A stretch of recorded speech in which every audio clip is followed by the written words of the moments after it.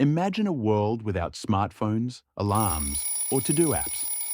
A world where your survival didn't depend on email responses, but on clarity, discipline, and mental endurance. In the Middle Ages, people weren't less intelligent than us. If anything, their survival required sharper focus and deeper resilience.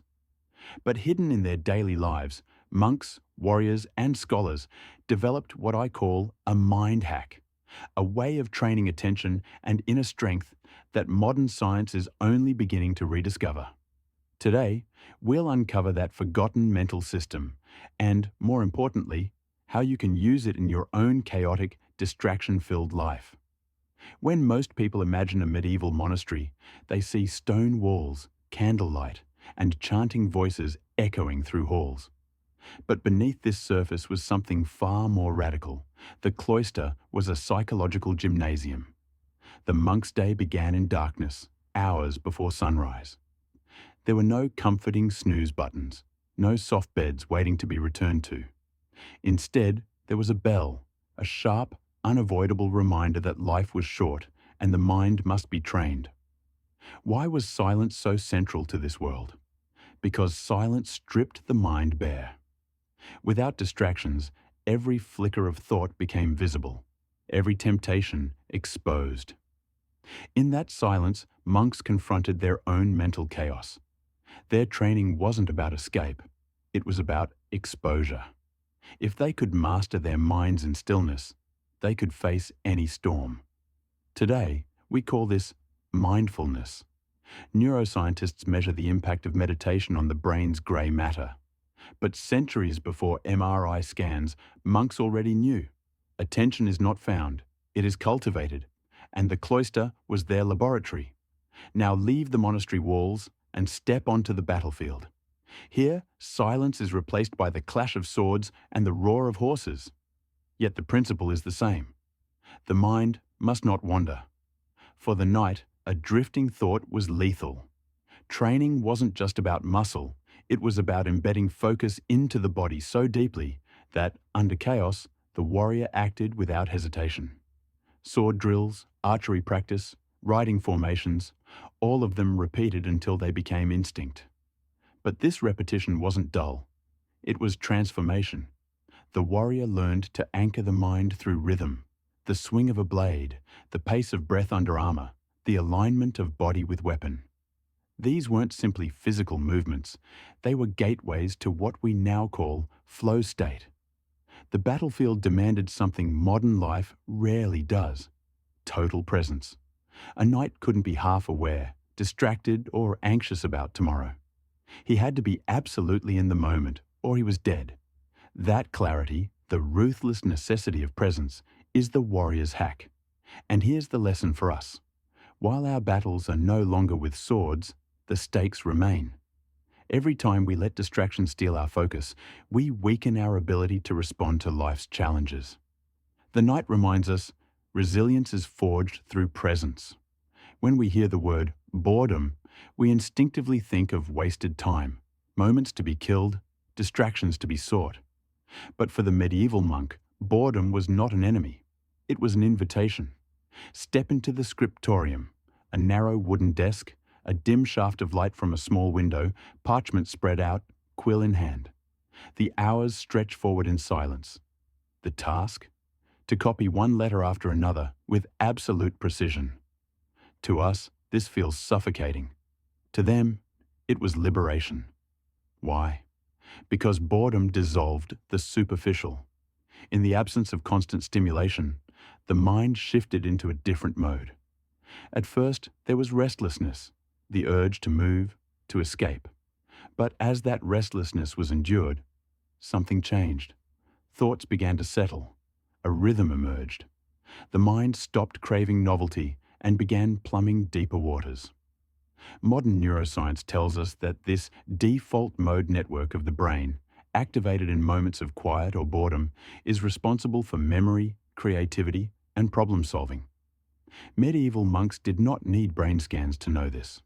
They experienced it directly. By surrendering to stillness, they trained themselves to discover meaning, even in repetition. And boredom was not confined to the scriptorium.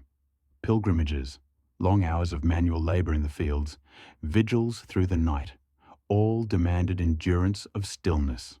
These were not interruptions to real life. They were life itself, sculpting patience, resilience, and depth.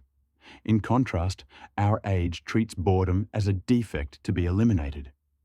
At the faintest flicker of silence, we reach for a screen, but in doing so, we amputate a hidden capacity, the ability to sit with ourselves, to face the quiet, and to see what lies beneath constant noise.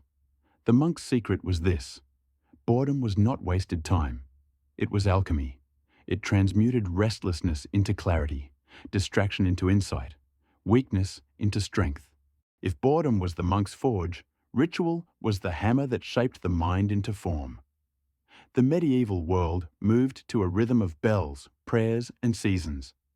Every moment was embedded within a larger pattern. Consider the bell tower of a monastery. At first light, it summoned the monks to prayer. Hours later, it rang again, drawing them back. Each sound was not simply a reminder, it was a reorientation. It lifted them from whatever scattered thoughts they held and returned them to a shared purpose. But ritual extended beyond the monastery. Farmers sowed and harvested according to feast days. Artisans rested not when they felt like it, but when the calendar dictated. Even meals were ritualized. Set times, set prayers, set structures. Life was punctuated by rhythms that carried the mind as much as the body. Why does this matter? Because rituals externalize discipline. Instead of relying on fragile willpower, people lived inside systems that reinforced attention and intention. A person didn't need to remember to pause. They were paused by the bell. They didn't have to fight for focus. It was embedded in their environment.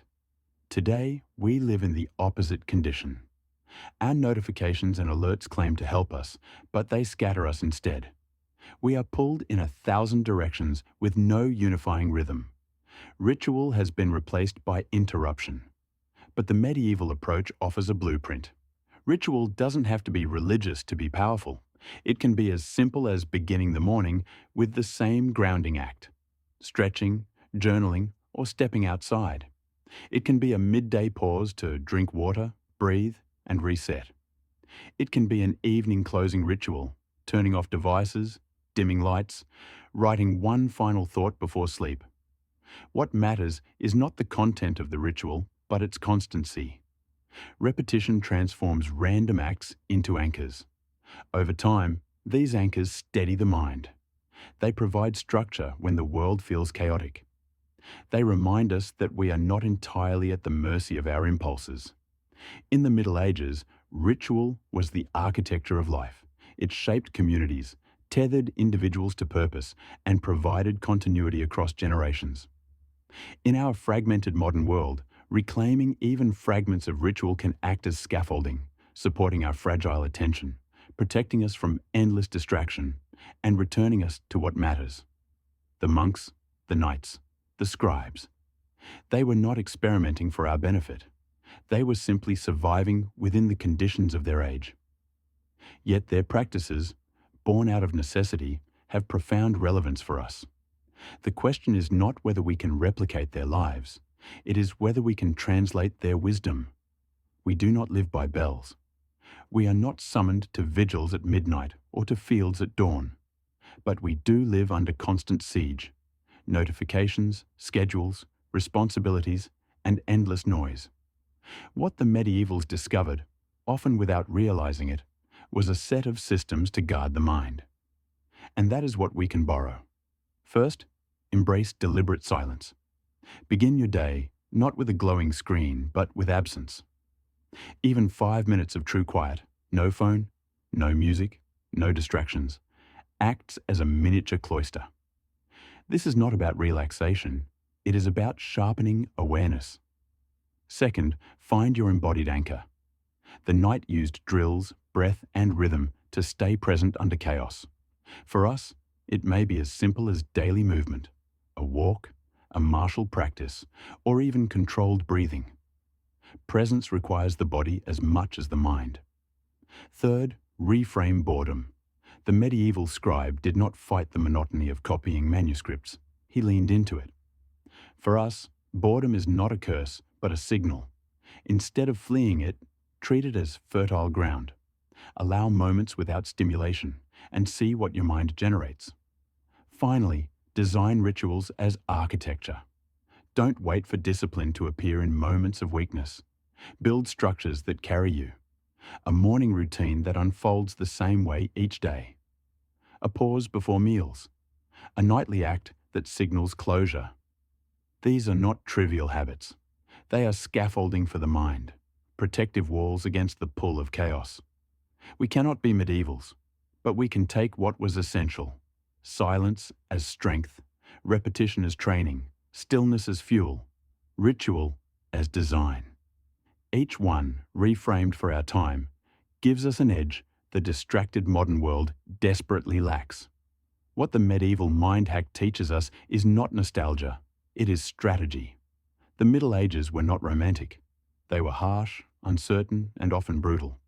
Yet in that harshness, people built inner systems of resilience that made survival possible. Monks forged focus in silence. Warriors carved presence through embodied drills. Scribes turned monotony into clarity. Communities wove rituals into daily rhythm until discipline became second nature. These were not luxuries. They were lifelines. Distraction is today's enemy. Medieval wisdom shows silence builds focus. Ritual gives freedom. Forge your inner fortress.